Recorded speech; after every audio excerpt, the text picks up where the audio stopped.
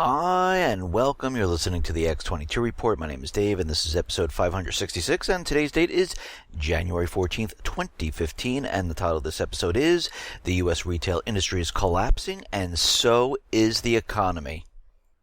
Let's get right into the economic collapse news. Now, we all know, and we understand, and if you've been listening to me for quite a while, we are looking at real economic indicators. We're not looking at those things that the government's looking at. Actually, we're looking at the opposite things the government is looking at. They're looking at the stock market. They're looking how they're suppressing gold and silver. They're looking at their earnings and how much they're making in government. And they're wondering why all of us are complaining that we don't have money, where we can't find jobs. We're just whiners. We're just out there complaining. Well, this is furthest from the truth. What's really going on here is that the job market, the entire economy, is leaving the people. The people are having a very rough time. We don't have inside information to make millions upon millions of dollars like they do. Because if you ever noticed, all these government officials that get into government, they seem to make all their wealth while they're in government. Why in the world would this happen? And how does this happen while the rest of the world, the Eurozone, the United States, the unemployment rates are skyrocketing? People are struggling just to make it, and they're trying to convince us. And they think we're actually stupid, where we believe that, of course, when Obama came out, and of course other governmental leaders across the world, they come out and they tell us that we are in a recovery. You just need to believe us. The people in France, they had it with their president. They said, enough is enough with these lies. You've been telling this that everything is improving, and it has not. The Eurozone leaders, they're out there telling us that, yes, we are in a recovery. Don't worry about it. Things will get better. In Greece, they told them this, for the last 5 to 6 years? And guess what we've been seeing? The actual opposite. Now, in the UK, the people there, the young people in the UK, are feeling stressed and depressed, according to the Prince's Trust Youth Index report. 1/3 of unemployed young people aged 16 to 25 fall apart emotionally and tend to feel isolated during their mission to find a full-time job. This is what the report is saying, that they cannot find full-time work and they start to fall apart. Why is this happening to me? I went to school. I had good grades, and I can't find this high-paying job. The same thing's happening here in the United States. This report reveals that 1 in 10 unemployed young people feel anxious and uncomfortable, while 46% avoid going outside. And I can see this here also in the United States, where we see a lot of college graduates. And we have to remember, those students, those young people that are going to school, they think they're going to just come out and find a job, because this is what they've been brainwashed to think. That if you go to college and you study hard, you will come out and find a great job. Well, I know many people, actually a lot of my relatives who are now graduating college, who have graduated already, and I know a lot of friends, they cannot find full-time work, period. So they have to take a part-time job. And that wasn't easy to get. There were so many applicants to these jobs, it was very difficult. Sometimes they went 5, 6, 7, 8 months until they actually found something. And this is a part-time job. They can't even move out of their parents' house. They barely afford paying their student loans. Now, the government here in the United States, as we know, suppressed the oil prices because they realized as we approached the holiday season that this holiday season was going to be a disaster. And they knew it, and they needed to do something. And this was part of their agenda as they suppressed oil prices, because they thought, well, you know what we'll do? All those people that have been complaining and everything like that, we will give them extra money in their pockets, and now they'll feel a little bit better, and they'll go out and spend it during Christmas. But these people are so detached on what's really going on, they have no idea that the people are looking at this and saying, no, I'm going to keep this money because I don't know when these prices are going to go back up, and I really don't have extra right now. And it is starting to show. Like I said in my previous reports, U.S. retail sales dropped a stunning 0.9% month on month, massively missing expectations of 0.1% drop. The last time we saw a bigger monthly drop was in June 2012.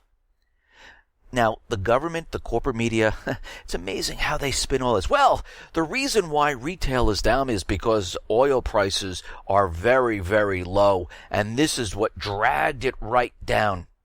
Of course, now they're using this as the excuse. Before, Obama was out there saying, lower oil prices are good for the economy. It's going to be great for this holiday season. People are going to go out there and purchase like they've never done before. But guess what? It didn't happen.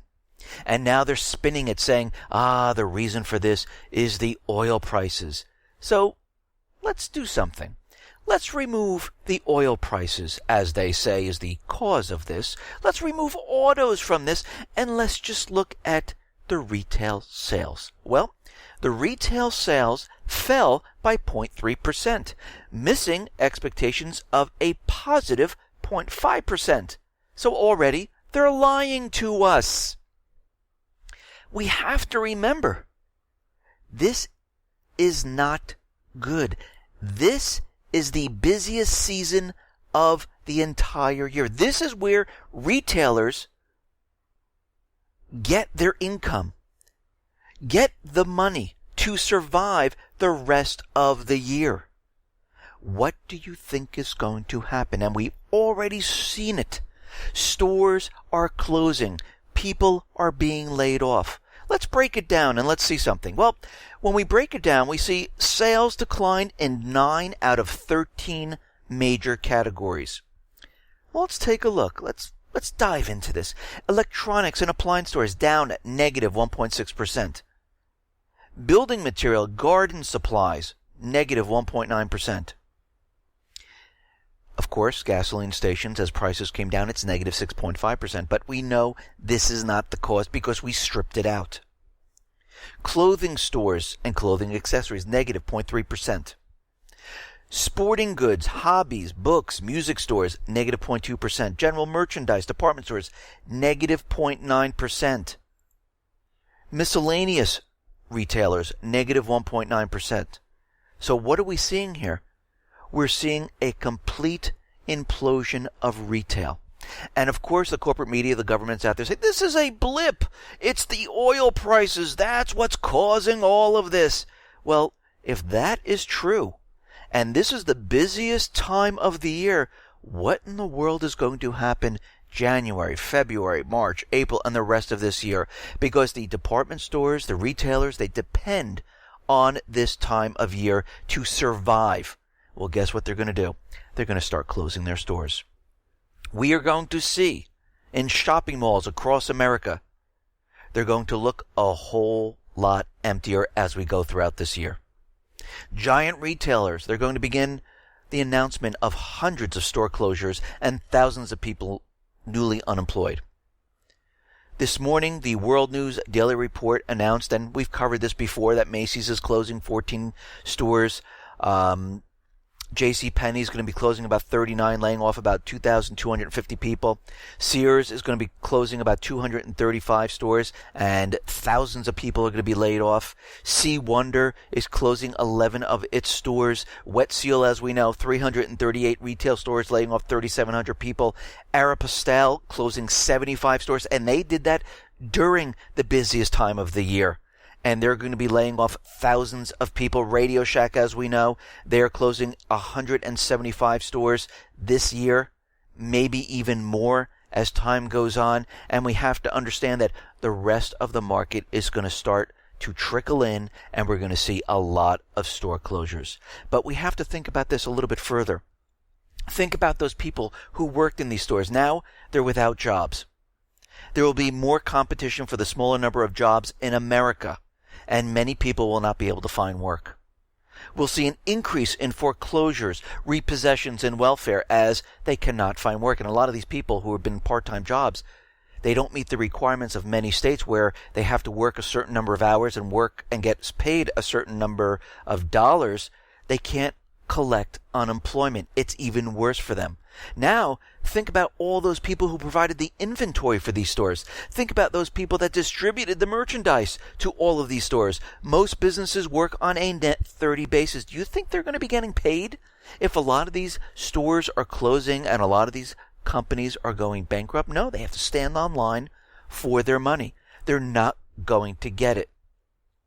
When people have no jobs, they spend no money, crushing the manufacturers and retailers' economy even more.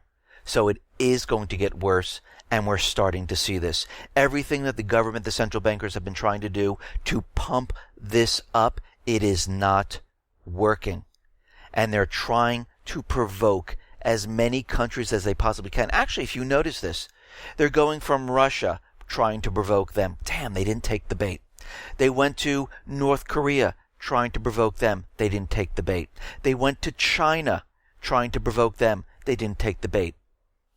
They're now using the Islamic State. They're using Syria. I hope somebody takes the bait, they're saying, because we really need to get into war. We need to cover up this economic collapse before it's blamed on us, because it's getting tougher and tougher to keep these bubbles inflated. And we know once these bubbles pop, it's going to be a complete disaster. We know they are prepared for this. We know the FDIC is covering their derivative market. We know they have the bail-in documents. We know that they have been preparing for a very long time with militarized police, nationalizing the police force, reinforcing armed guards on all the government buildings. They've been prepping us for cyber attacks, for physical attacks here in the United States and throughout Europe.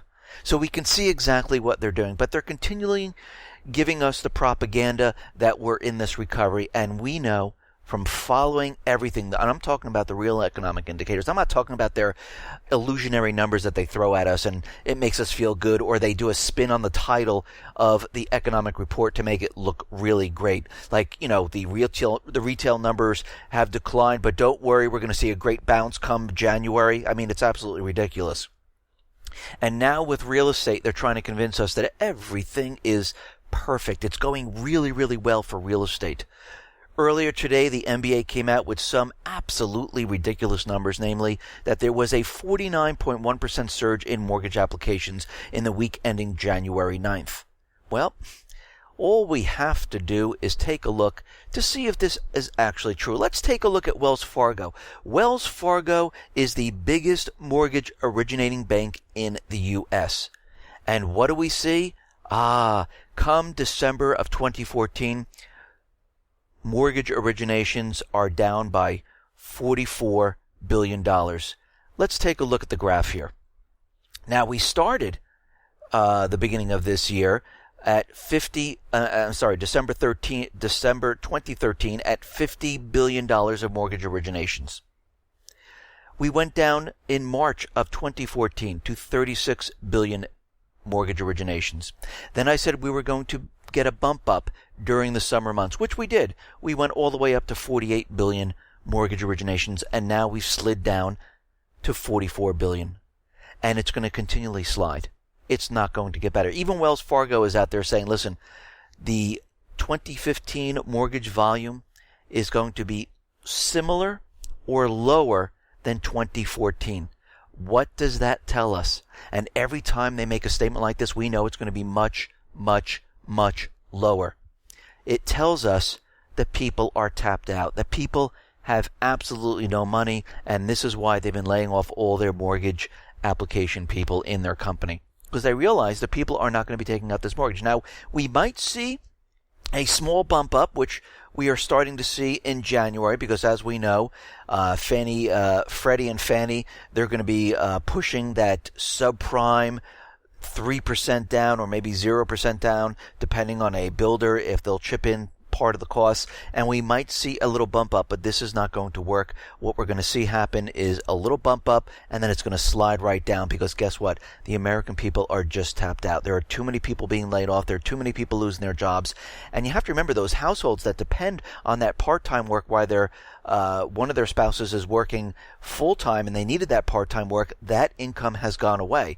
So it makes it tougher for each one of these families. Now, if both of them get laid off, which I know quite a few people that this has happened to, it makes it very, very difficult for the entire family. Now, because of these lower prices, they told us that prices will come down, it will be cheaper for everything, and we're really not seeing this in the airline industry. Actually, the traffic for those people who are flying is actually tumbling.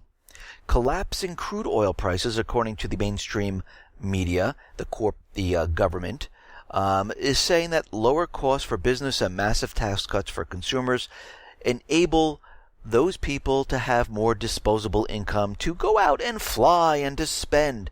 Well, American Airlines just announced a 3.4% percentage point plunge in its load factor. They can't fill their planes up. Not enough people are traveling right now. In December, Southwest load factor also fell as passenger revenue per seat tumbled to 4 to 5%. So people are not reaching into their pockets and spending more money to go on these fabulous, incredible vacations, or business people are not going out and flying more. It's not happening at this time. So there is no extra spending. And also we have to understand that United is looking to outsource about 2,000 jobs in a cost-cutting effort. So all of this is not benefiting the United States whatsoever at this time. It didn't bump anything up because they really don't understand how bad the people have it right now, how hard it is to find a job, how difficult it is. Now, the CEO of Gallup, the Gallup poll, Jim Clifton, he is out there and he has revealed for the first time in 35 years, American business deaths now outnumber business births. So those people who are starting businesses right now are below the businesses that are going out of business.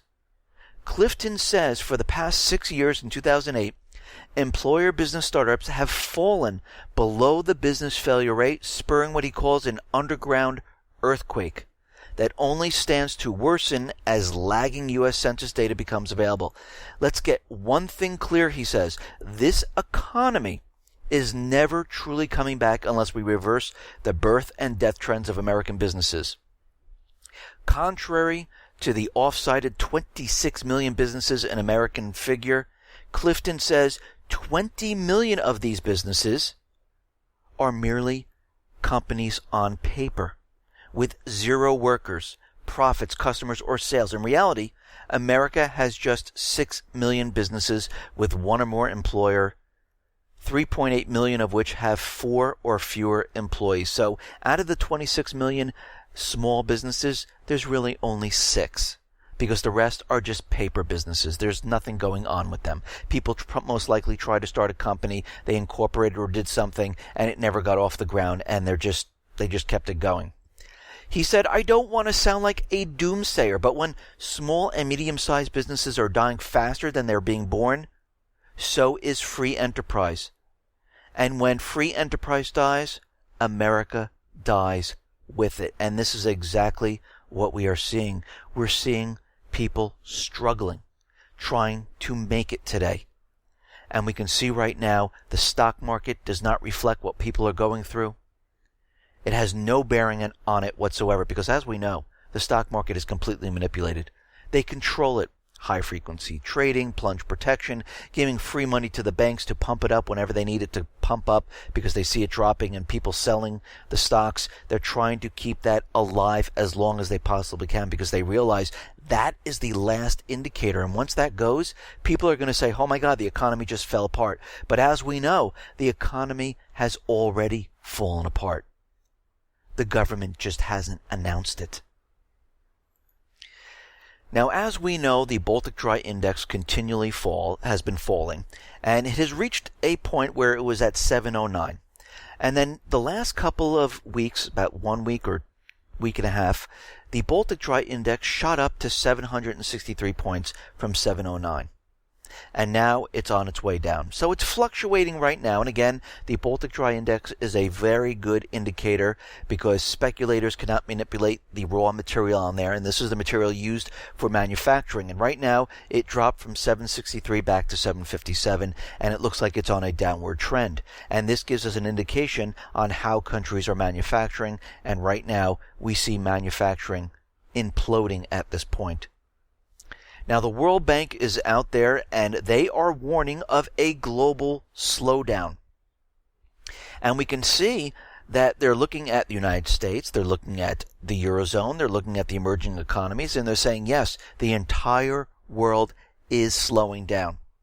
And we can see right now that Europe is in a huge amount of trouble. So is the United States. And what they're going to do is they're going to start quantitative easing. The European Court of Justice has ruled that a bond buying program by the ECB is legal in principle, clearing the way for the ECB to make big purchases of government bonds.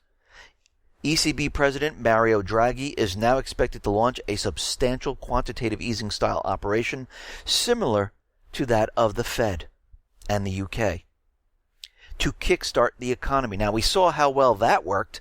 Let's see, the upper 1% got very, very wealthy, and the rest of the country, the rest of the people, are struggling. Because what they did is they took the wealth from everyone and made themselves wealthy. And this is what's happening. The bond buying scheme is likely to be unveiled next week in a bid to pull the Eurozone out of a potentially dangerous deflationary spiral. Now, we understand that Venezuela and China, they're becoming closer and closer, and we see that Venezuela and China now are closing a $20 billion deal. This is funding for economic projects in the areas of energy, industry, and social programs. China is the main investor in Venezuela right now. And we can see that China and Russia, they are going all across the world to make deals with all different countries.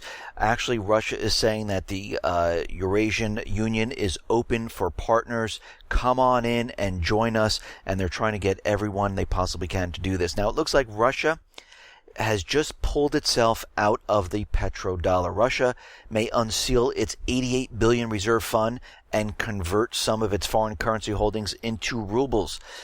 These are dollars which Russia would have otherwise recycled into U.S. denominated assets. Instead, Russia is now going to purchase even more rubles and gold and use the proceeds for the FX and economic stabilization purposes. Together with the central bank, we are selling a part of our foreign currency reserves, treasury bonds, dollars, anything that we have, they're getting rid of. And we can see right now, we'll get the rubles and place them in deposits for banks, giving liquidity to the economy. Basically, Russia is dumping the dollar, dumping treasuries, and converting all of this into gold and rubles. They are completely separating themselves from the dollar at this point. Now, Obama was out there yesterday talking about cybersecurity, and it was yesterday or 2 days ago, and he was talking about cybersecurity and how he's introducing new cybersecurity laws. And we have to think back that he said that he was going to veto any CISPA type of law that came across his desk, and now he's not going to do that. But we knew this for a very long time. He created the executive orders that supported CISA or CISPA. He was waiting for an event, and just so happens that Sony was hacked, and then CENTCOM was hacked while he was making the announcement. Does everyone think this was planned? Well, I do. I do not believe in coincidences. Right now, Obama's internet proposal is CISPA with a new name. That's basically what he did. He took the old bill that they couldn't get through the Senate, and they renamed it. It has the same information, the same legislation inside of it, the same amendments. There's no difference. The White House unveiled Tuesday an updated cybersecurity information sharing proposal, which critics quickly likened to a controversial bill that failed in Congress 2 years ago.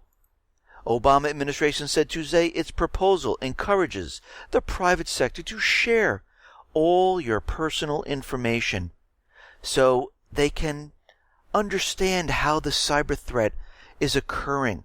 Well, let me ask you, by getting your name, your credit card, your address, your other information, how does this help them find out about cyber threats? It doesn't. It makes no sense whatsoever. Just like spying on all the people, collecting your emails, your phone conversations, connecting into your laptops or your iPads or your iPhones or your Android phone.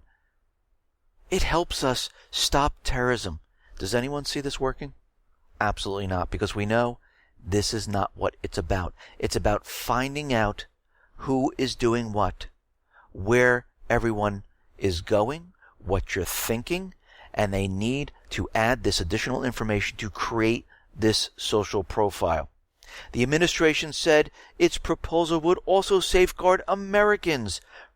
It will safeguard their personal privacy by requiring private entities to comply with certain privacy restrictions and required step for companies to qualify for liability protection.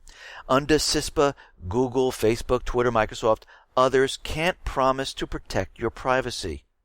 The government wants companies to share data in the hope it aims to prevent cyber attacks from crippling tech giants' networks. Well, I'm going to tell you how you protect the network. You add security within the company. You don't have to send data over to the government. It makes no sense. I worked in a financial institution, actually many of them, and we had many layers of security. This is how you do it. You don't share information. You keep it tight. You keep it private. The sharing of information does absolutely nothing to ward off cyber threats.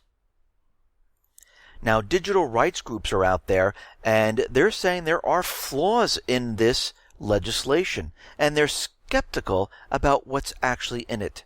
Here are some of them. Number one, they may allow companies to share your personal data with the NSA, which we know this is exactly what they're going to do. Companies would receive legal immunity in connection with sharing information about threats with Cybersecurity Center headed by the Department of Homeland Security, which would then immediately pass it along to the NSA, FBI, CIA, and any other agency. The proposed disclosure law, which would trump other state or federal data privacy laws, would require companies to take unspecified reasonable steps to strip information that could identify a specific person. So what information are they sending over? Just like they're just collecting the metadata. They're not really listening into the conversations. They're not really reading your email. We knew that this was a complete lie, and they're lying to us once again. Number two, private companies and the government already share information about security threats. The sharing happens through the nonprofit information sharing and analysis centers and Homeland's enhanced cybersecurity services. The question is what gap this bill is trying to fill when we already have a robust information sharing machine. Well, they're not getting the information they want because they want all your private information. They want to put this into their database to create social profiles of every single person. Number three, the reforms would increase penalties under the draconian Computer Fraud and Abuse Act.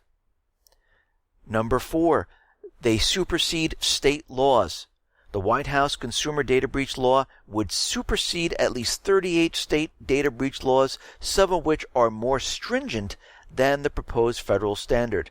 Number five, they could also limit online civil disobedience. They can also shut down certain sites they don't believe are in the best interest of the people. And basically what they want to do is take control of the internet. This has been their plan. Remember, they need the control of money. They need the control of information. They already control the corporate media, and this damn internet is always in their way with more and more new media popping up, / alternative media, whatever you want to call it, and they need to stop this. Well, this is why all the countries in the private one central bank world, they have implementing new laws, which they take control of the internet. They make the decision of what you can see and what you can't see. And we're seeing this happen in Germany, in France, in England, in Spain and many other countries, and they're trying to do it here in the United States. Now, we understand that there's threats from the Islamic State and al-Qaeda. It's just pouring out right now. They're pushing this agenda very, very hard. And we're starting to see that a lot of the government buildings are being locked down. A lot more troops are being put into place. And now in the airports, sporting events, and other areas, the Department of Homeland Security Secretary has announced increased vigilance regarding national security, as well as stepped up random searches of travelers and carry-on luggage in the wake of the recent terror attacks. Basically, they're violating your Fourth Amendment. They're saying we can stop you at any time and just search you. We have no specific credible intelligence of an attack of any kind in Paris last week being planned by terrorist organizations in this country, said Jay Johnson from the Department of Homeland Security. So basically what they're doing, and we can see everyone's rights are being violated. They're trying to remove them slowly so no one really notices. And now you can be searched at any time. It doesn't matter if you're going through the gate. Maybe we'll just stop you in the airport. You walked in, I'd like to search you. Pretty soon it will spread the cities. They tried this as a test case where New York police were searching people, just stopping them and saying, I'm going to pat you down. I want to see what you got. Of course, they found this unconstitutional. They tried to fight it, but we're seeing this start to pop up in many, many different cities. And they will continually do this. They're trying to remove everyone's rights, and you can see how this is starting to propagate all throughout Europe and now coming over to the United States. And all those people who are sitting there going, yes, we're scared. Please take away our rights. Please protect us. But when we look back 14 years of them doing this, it hasn't protected anything. Nothing has changed. The only thing that's changed is you have less rights. You don't have the freedoms you used to. And it's getting worse. They're closing down the society. They're taking control. They're making you obedient. They're brainwashing the next generation of this is how it has to be. Because they realize they need to control all the people. And now is the time. The system is collapsing. And this is exactly what they're doing. Now, as we know, the United States government FBI is out there telling us that, yes, North Korea cyber attacked Sony, and we know for a fact this is not how it happened. We know it's a disgruntled employee. We understand that many cybersecurity forensic firms have looked into this, and they completely disagree with the FBI. And right now, North Korea is out there saying, listen, we know it wasn't us. We did not do this. And they are saying to the U.S. government, can you please present the proof, the evidence that you have that we actually did this? We would like to see this. Just like anyone that's being accused of anything, if you're in a court of law or any place else, I would like to see the evidence that you have. And I think this is very reasonable. You're accusing us. Let's see what you have. Now, we know the U.S. government has done this before, where they blamed the downing of MH17 and they said it was Russia, and they had no proof.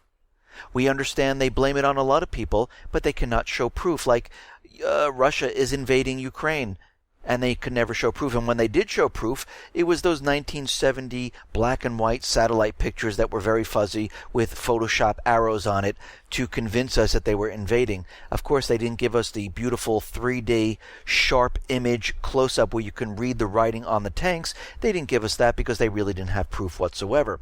But North Korea is out there saying that my country has nothing to do with the Sony hacking. It is out of sense to do that, and we very want U.S. to provide the evidence that they have. We even requested to the U.S. to undertake a joint investigation to try to understand what happened here. Now, we heard this from Russia with MH17 and with everything else that was going on in Ukraine. And of course, what does the United States do? Absolutely not. We will not do this. We need to go to war with you. We need everyone to think that you are the enemy, so we will not cooperate whatsoever. Now, North Korea is out there again saying, listen, we will suspend our nuclear tests if the U.S. cancels annual military drills and we start a dialogue talking about peace, talking about how can we come closer together. We're not looking for war. can you meet us halfway? And of course, the United States is out there and they said, yeah, absolutely not. They're looking to place new sanctions on North Korea.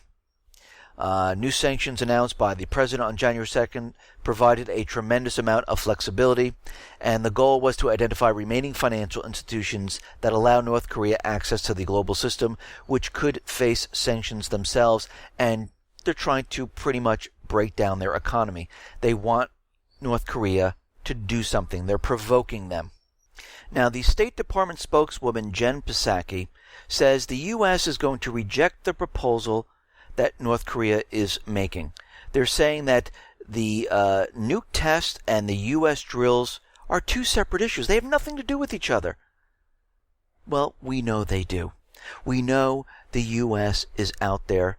The U.S. government, the central bankers, are trying to provoke each one of these countries.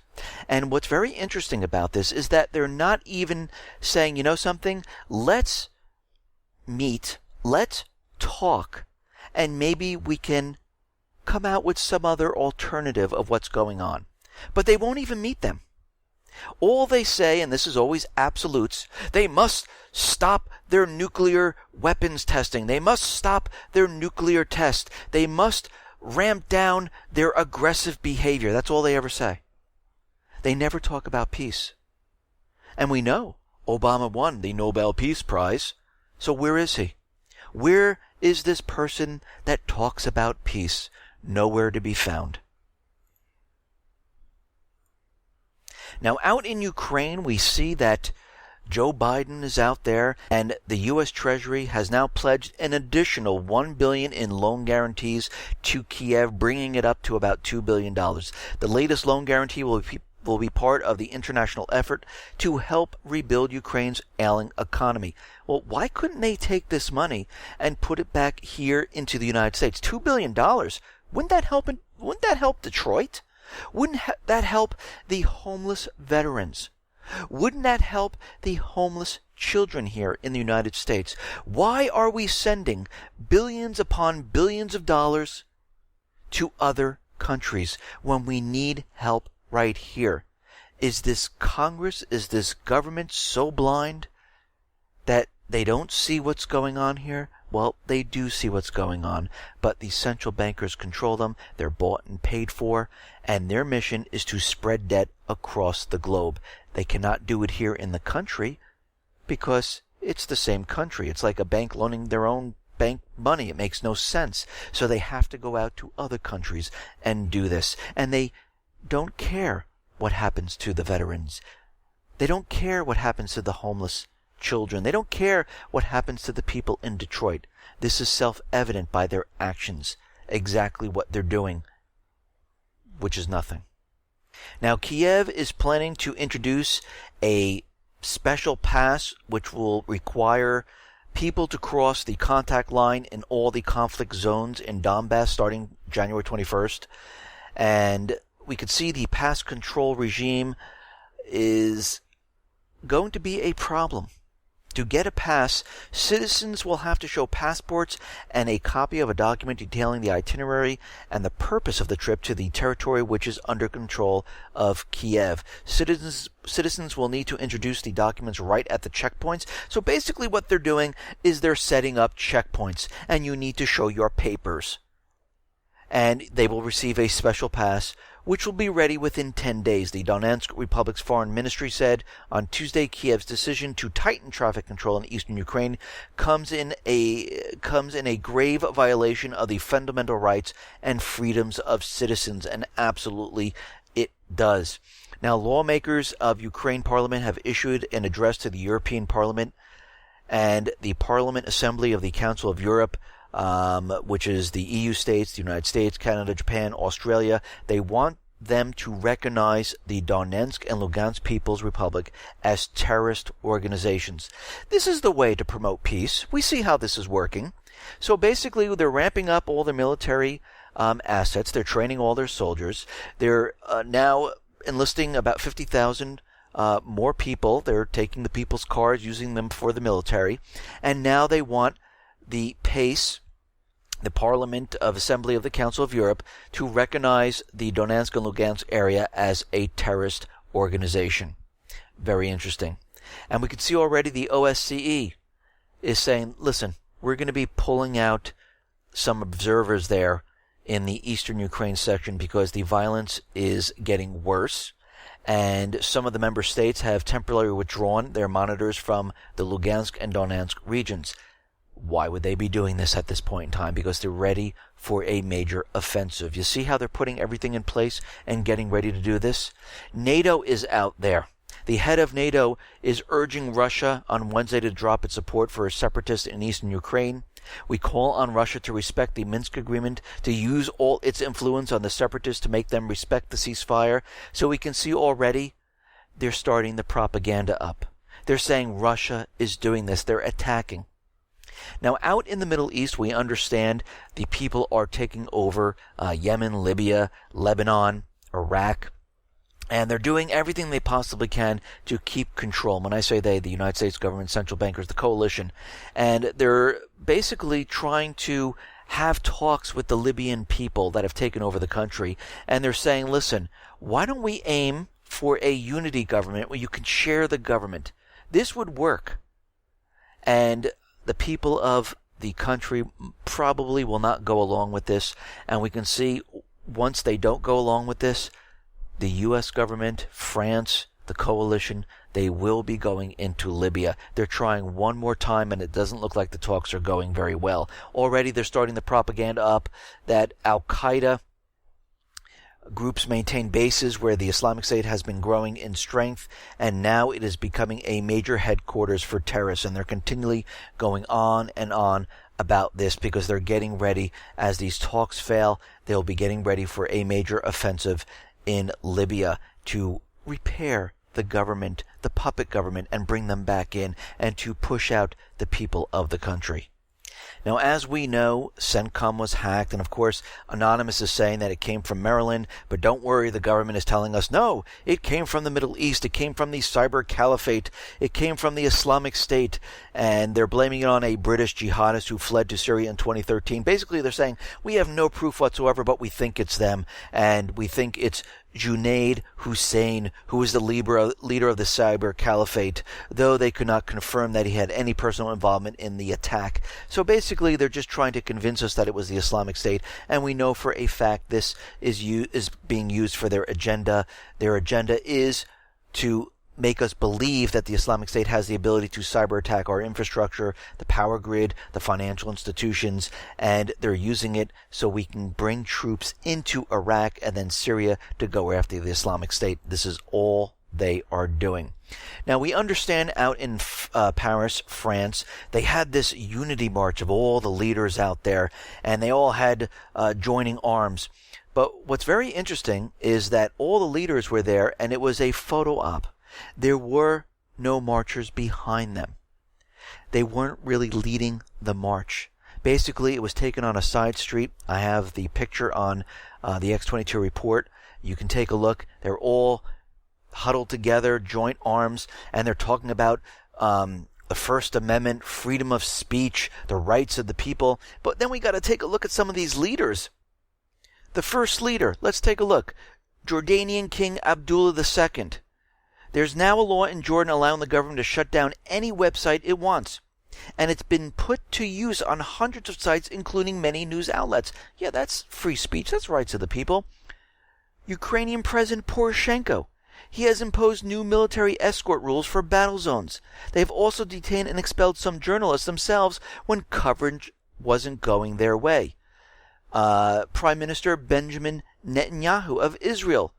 Poke one toe outside the green line with Palestine, and your rights instantly evaporate. Journalists covering protests in the West Bank are constantly injured or detained, and 7 Palestinian reporters were killed in the recent war in Gaza. United Arab Emirates Foreign Minister Sheikh Abdullah bin Zayed Al Nahyan. A long list of foreign and local journalists in the United Arab Emirates have been jailed throughout the Arab Spring for supposedly slanting their coverage in favor of the Muslim Brotherhood.